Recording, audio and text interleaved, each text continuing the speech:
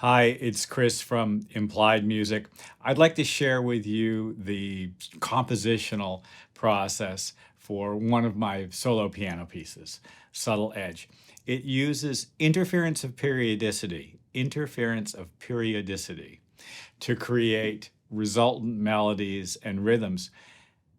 Two very simple melodic phrases that interlock in fascinating ways. Let's take a look.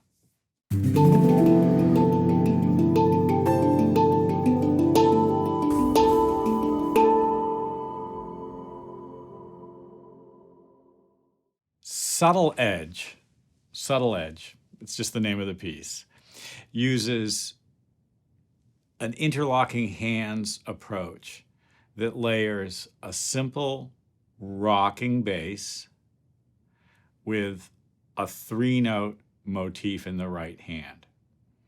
Let's take a look at it in the DAW.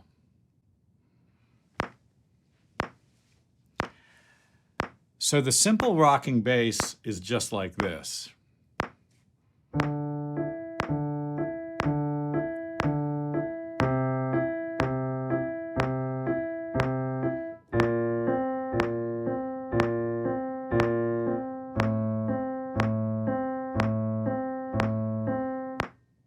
Easy, easy. The right hand is a D minor triad. It looks like this.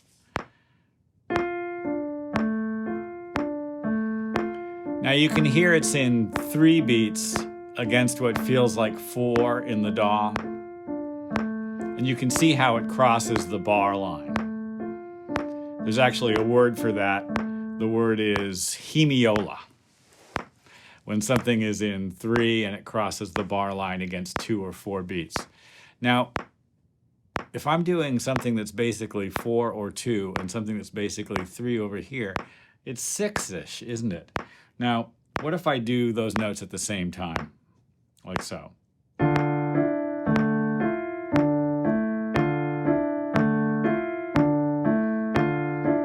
I think you can hear the 1, 2, 3, 4, 5, 6, and if you look, the pattern is very, very clear. Now, I'm going to alternate hands, a basic drumming shape like this. But I'll do it with the pattern.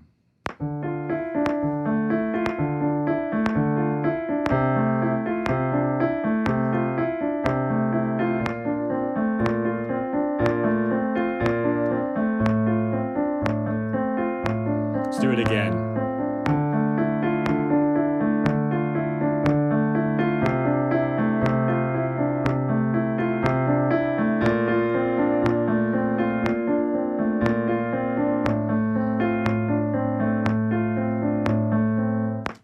Now I'll stop it and we'll take a little closer look at it.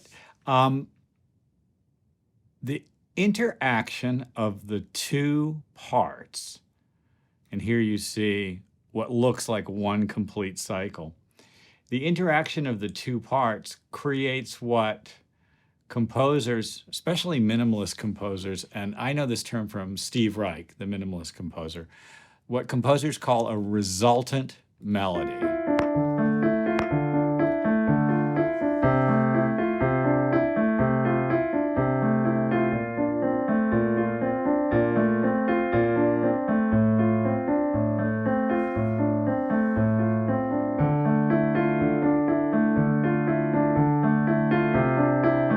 The truth is, the second time I come round again, here's the D bass line repeating again.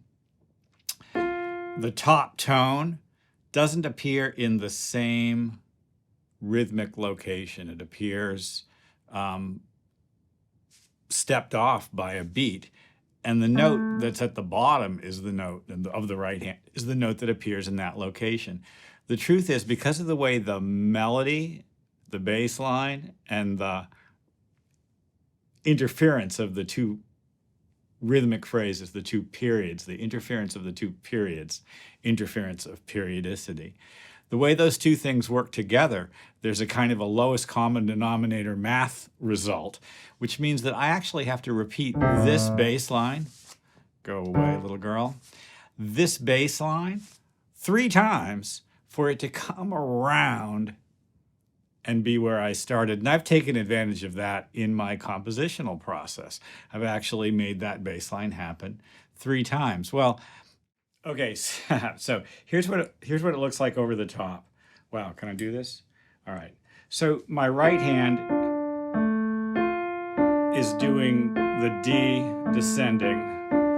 My left hand is doing D, E, D, E, C, E, C, E, and that's as far as I'm going to go because the camera tripod is in the way, but check it out.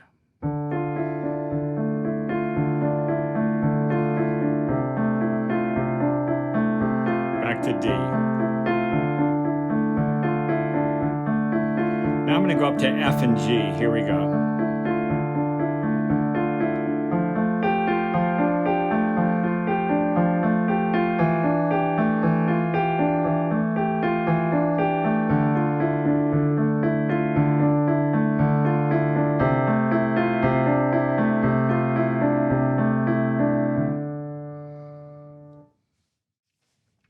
Well, that was fun. Maybe in the future I'll do a signal chain and sort of mix template breakdown of what I'm using as well. It's challenging to record an acoustic piano, especially basically in your home, not in a studio, and then process it to get it sounding great. And I've tried a whole bunch of different things, and I'll be happy to share with you, my basic process. But an acoustic piano is always going to be more vital, more lively sounding than a sampled grand, or in the case of the instrument that I used here, Piano Tech, which is a virtual piano that sort of builds the sound from the ground up.